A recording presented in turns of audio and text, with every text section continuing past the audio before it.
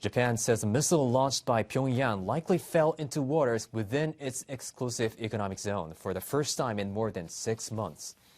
Both Japanese and South Korean officials say they suspect it was an intercontinental ballistic missile.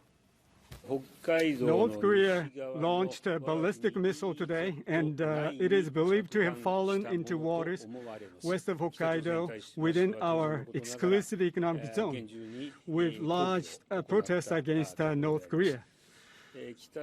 North Korea has been repeating actions of provocation at an unprecedented pace. I'd like to stress we cannot tolerate this.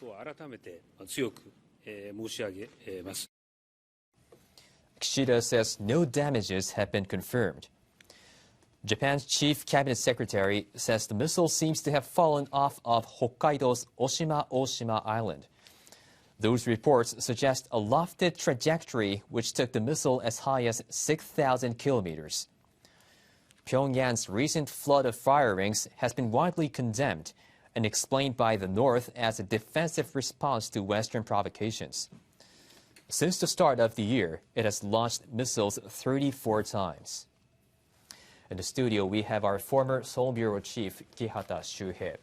So Shuhei, the missile stayed in the air for an hour. So what details can you provide concerning this latest launch? Yes, the analysis by the Japanese government say that this intercontinental ballistic missile, the ICBM, flew around 69 minutes.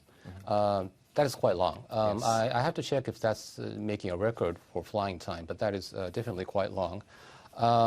They say that if they fired the missile in a normal angle, it could have flown about 15,000 kilometers, and that reaches the mainland of the United States. Right. Definitely, Pyongyang wants to show that they have the ability to hit major cities in the U.S. Maybe they want to say they can reach New York or Washington. Okay. This is the 10th time they've fired an ICBM. The last time was on November 3rd. So they are pacing up their, test firing of ICBMs. They want to show that they can pose a real threat to the U.S. and surrounding countries.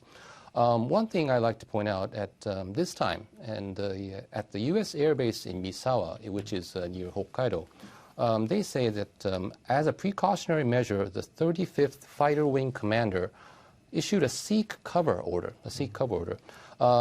Later on, this order was terminated, but these kind of measures are quite rare. So that shows that not only the Japanese government, but the U.S. military, which is based in Japan, took this fire quite seriously. Right. And North Korea has been repeating its missile launches at an unprecedented pace this year. So what do you think Pyongyang is trying to achieve? Well, that's always the $6 million question.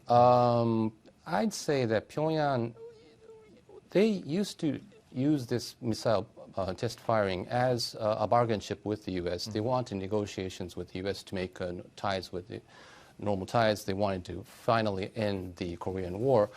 But recently, the pace they are firing shows that maybe Pyongyang, at this point, they're not really interested in talking with the U.S.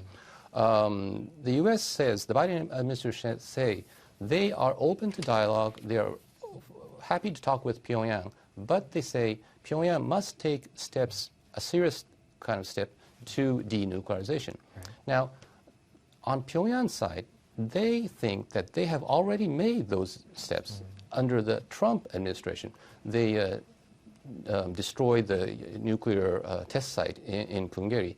They say that's enough. They have made their move, so they think that it's a U.S. turn to come forward to them. So there's a huge gap in what they have in images on denuclearization. So unless this gap tightens a little bit, I think Pyongyang will still keep on military provocations like this.